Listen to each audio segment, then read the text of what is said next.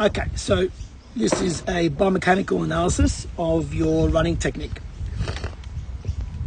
All right, so we're going to start over here first. Okay, as we're going to go forward, I want you to pay attention to your contact time with the ground. All right, so we'll come up to about here. I'll zoom in just a little bit there on your feet. And we'll go into slow motion. So this is mid-stride now. So see how we're basically flat foot? Yeah. And then as you get into your stride, you start to do heel toe first. So you can see your studs and it's heel toe. Yeah. Okay. This is your right foot. Your left foot actually lacks lower leg strength. Okay, and I'll tell you why. So in this predicament here, we are focusing on that part of your foot. Mm-hmm. But for that part of your foot to be flexed upwards, that means you've got this area in here, that area in there, muscle-wise, is strong. It's okay, because you're going heel first and you're attacking the ground with your heel. So you're dorsiflecting your foot like a dorsal fin. What we want is for your heel to be behind and your foot to be touching the floor in a flat way. Yeah. Okay. What we do here, which is this is not bad, but you just got to point your toes. Yeah. As you go forward to your other foot, have a look how it just flops straight down. Yeah. So there's minimal toe lift, and it's heel first. So that means it lacks strength in this tibialis anterior. Mm-hmm. Okay, for you to be able to dorsiflect your foot enough. So we're going to work on a bit of strength as well with your feet. Okay, and then what happens there is your feet tend to come outwards and point to the side. Mm-hmm. So if you can see, if we zoom in a bit more, will it allow me? Yes, perfect. So see how you can see that there? And then that forces you to push off your big toe and not so much the ball of your foot. Yeah. What we want to do is push off the ball of your foot. So see how it comes out and it points that way. Can you see how it points down that line? Yeah. We want it to be pointing straight forward. Yeah. So then you're coming down, as opposed to doing this and coming off your big foot, you're coming down flat and it goes forward. Yeah. So therefore you get more contact time with the five of your toes. Yeah. As opposed to just your big toe. Yeah. Does that make sense? Okay.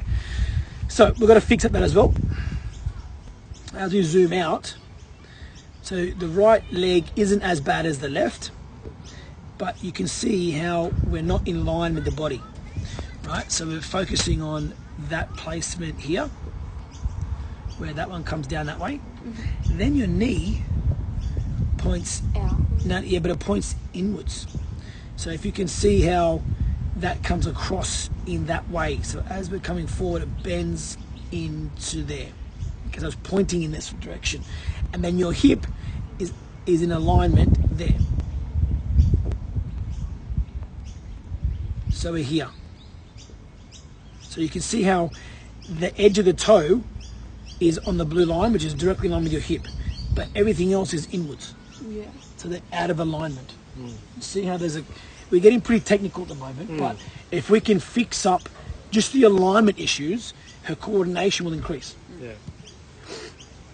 So that's the first one, okay? And that's the right leg. Right, let me go forward to this one in here. So see how much this comes across the body, right? So that's out of alignment already.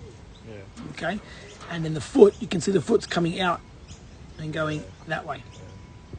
Okay, so we'll go forward a little bit and it comes across the body, and when it lands, turns out. Because I thought I heard you almost kicking your own leg.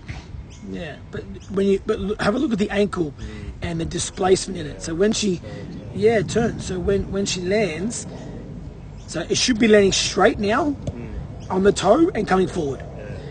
But watch how it comes into there and then it goes in. It's put strain on that. Yeah, definitely. But the body compensates for that by having lack of coordination and an awkward technique. Yeah. Do you understand? So it doesn't hurt her because it's quick. But over time, that element of rotation will cause her problems. She did have knee tracking at some point. Yeah, definitely. So all that stuff comes into play. So watch when we land there, and that's at the brunt now, okay? So if we zoom out, and we go through that, and we can see their leg when it lands, the repercussions of that leg when it lands comes in. It has to stabilize first, and then it gets to push off. So that half a second where it hits, stabilizes, then pushes, you're losing speed. Yeah. You're wasting energy. It's doing all these other things to compensate for the technique. So if we can speed that up by hitting the ground firm, straight, not inwards, making the knees almost robotic, not coming across the body. So you see how they come across? Yeah. Right. So they come into the midline. Okay. So all these things are done because of the inability for her ankle, knee, and hip to be aligned as she's running. Right. Like a steam train. Just over and over and over. Okay. So they're the most important things there on the lower legs. Now we go on to the knee lift on this side. Right. There we go. So have a look at the knee lift on here. When we're coming in, Yeah. Coming up. so that's at its height there. So if we zoom out and come into about there, so you can see here, so it's coming in, and then it's when the knee hits its height is where the lower limb starts to move forward, right? So it's there. So if we're able now to zoom in, okay, in here, that's the level that it's at, and we need to be across somewhere next to the blue line. If we go next to the blue line, the room for your toe and lower limb to come out and land here is much more significant.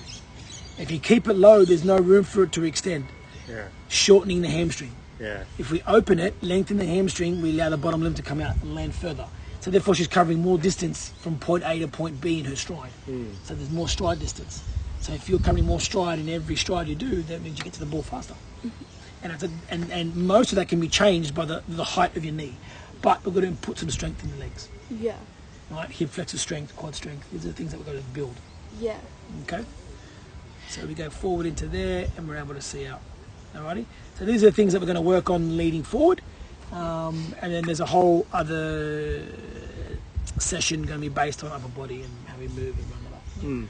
Alright, so basically we do this for the first half, and then we revisit it at the halfway point, and then we revisit it at the end. Yeah. Alright? Cool.